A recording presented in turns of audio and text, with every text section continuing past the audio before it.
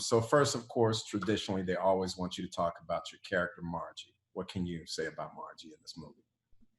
I can tell you about Margie that I think she should be, she's up for sainthood in my book. She gets the Gandhi Award. So Amy Davidson should just, we should all be venerating her because her level of patience and by Amy, I mean the character that Margie is based on, has endless patience and a huge heart, and she's just fierce for her children. And I don't know, it was not easy doing some of those scenes where I felt like I was taking a lot of crap, and so I don't. But Margie / Amy doesn't feel that way. Can you talk about Yeah, that a little bit? First yeah. responders. Yeah, because Margie, my character Margie, is a nurse, and we have some scenes in the ER. You don't see her there too often, but when we shot it, I already had enormous respect and awe for what nurses do. But now that we've been through this, and really the the level of outrage that I feel that they are not paid properly and that they do not have PPE, and that just people in the caring professions, which are mostly women and mostly people of color, they're just not paid according to what they contribute to society. And this is true of teachers as well.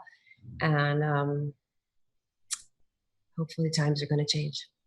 For sure. But yet and still, just like my stepmother, they go to work and they're heroes out there for us right now. It's been pretty Yes, awesome. but it's also dangerous to say that they're heroes, because heroes implies that they shouldn't get paid. And they are doing it because they're drawn to the caring professions and the service professions, just like my character Margie and her husband, a firefighter. That was something that was very key in their relationship, and what they loved about each other, how much they wanted to give back to society. They had that in common. And that's something that really, that they're just natural. They're natural givers, but they still should get Yeah. paid.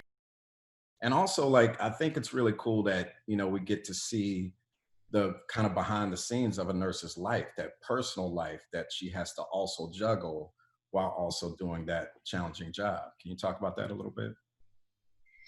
Yeah, you see her at home and you see her with her kids. She really, my character doesn't, her inner life has kind of been numbed down right now. It's just, she's really numb. She's fought really fiercely for her children and to keep their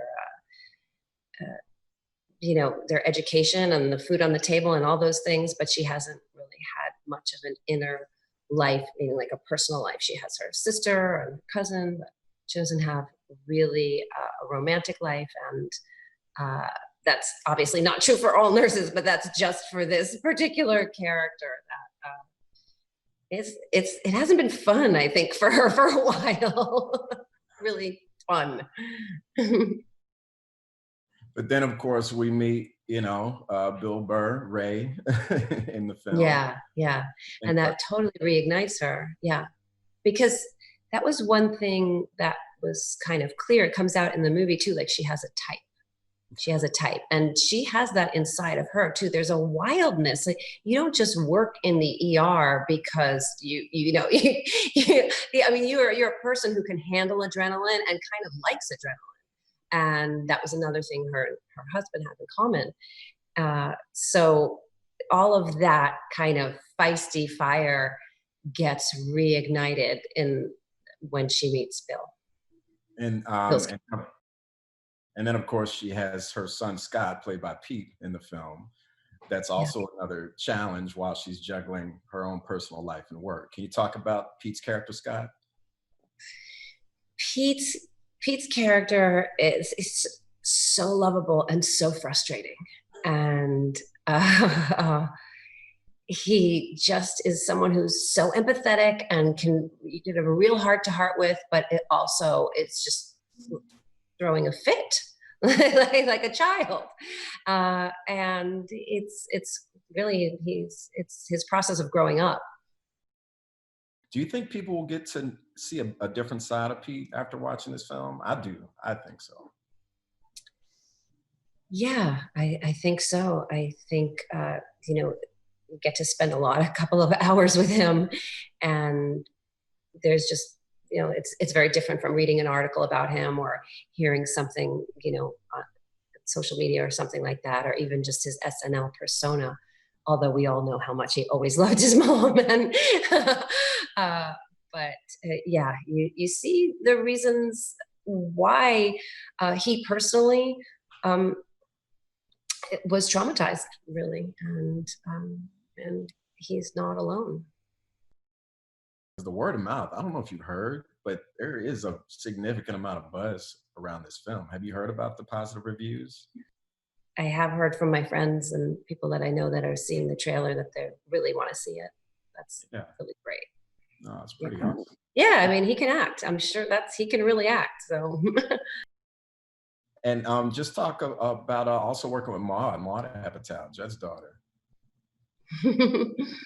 I felt so shy around Maud because I thought, do they go home and talk about all of us when they get, I don't know, she's up today in that scene. What was she doing? I'm hoping that I was up to par. And, but she is she's such a sweetie, and down to play and have fun, and to see their dynamic. And I ran into them at the theater a couple times, when after work, and just that they were still together, her and Judd, and they were just going everywhere, freaking frack going together. How would you describe their kind of, yin and yang, the Scott and Claire dynamic, the brother and sister dynamic in the film? The Scott and Claire dynamic, adolescent, just in a word. The bickering, they really, really love each other a lot. They really look out for each other. You go through that kind of trauma as a family, and you always, there's that protection that just develops for each other. So that's pretty evident in the siblings' relationship. At the same time that Maud's character is thriving, his sister is thriving, and he's frustrated, and he kind of takes it out on her as well. And go back to talk about Bill a little bit more. This is kind of a big, interesting role for him compared to what he's done in the past. Talk about working with Bill and the Margie and Ray relationship a little bit more. I loved working with Bill Burr because he's making me laugh all the time, but also he's a philosopher. He really likes to talk out his feelings and the issues of the day and get different perspectives on what's going on in the world. And there's always something really interesting to talk about with him. And it's very relaxing because he's just going on, and you're already you're creating this relationship, and you just kind of melt right into the scene. It was really a pleasure. He cracked me up a lot. About just that whole dynamic, because I think a lot of guys are gonna relate to that with their mothers being single and now dating again. Well, I'd actually really like to hear your story about that. Tell you later. I don't really know what to say about that because it's already in the script, and I don't know I don't really know if that changed. I mean, that was something that hadn't happened in real life. We put that into the movie, so we'll just have to ask Amy how that's going. And then Judd, of course. This is your first time working with Judd. I've worked with Judd off and on for 8 years now. Talk about working with Judd. Yeah. Well, I actually did get to work with him on Trainwreck. Amy Schumer introduced us, and that it was just a day in and out, and he has such a different method of working, the way the cameras keep rolling, and the way that the improvs come. It's just the atmosphere is very, very different, very liberating once you know the rhythm. But in that one day on Trainwreck, I didn't really know the rhythm. And I always thought, oh God, I hope he thinks I did a good job. I kind of just kind of came and went. And I mean, not the movie, just me. And I was just so happy to be invited back into the fold and to play with him again here. Obviously, you've seen some of his films, and so you know, like, usually that he kind of works in drama within the comedy. But Yeah. talking to him yesterday again, he really does feel like this is kind of one of the more dramatic comedies he's ever directed. Would you agree, or how would you describe the tone? Well, I can tell you, I didn't know that going in.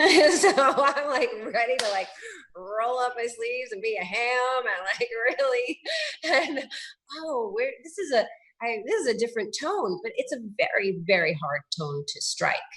And I think in any film, that's probably the hardest thing to do is what is the tone. So and to branch into another layer of himself in his filmmaking, another kind of space that he wanted to occupy and do it so well. It was incredible to watch it happen and hear him listening for that tone on the set. And of course, we're in this new day and age where we're sheltering in, even though things are starting to open up now. So people have been home watching a lot of movies, a lot of TV and content. Why would you say this is actually a really good film to watch at home since it's being released on demand next week? Yeah, I'd like to see it both ways, because I think seeing it in a movie theater will be a a more raucous experience, and there's nothing like being with a collective. But then having it stream and come into our homes, it's really such an intimate movie, and probably people are sheltering with their family members or closest people, and that's what the movie's about. So I think in another way, it'll have like another texture to it. It'll just be like more of a whisper in your ear that gets to you. If you had any other thoughts about the overall message or what you think people would get out of this film. It's really funny. It's good to have a laugh to keep us all going, and at the same time, it's a movie that it's about grief and processing grief, and it's about processing Pete's personal trauma, but also it's collective trauma. 9/11 was collective trauma, and we're all going through a lot, obviously now, and so it's one person's walking through his grief. And it sounds so heavy, but it's a very funny movie. But that's what I think is going on in this movie.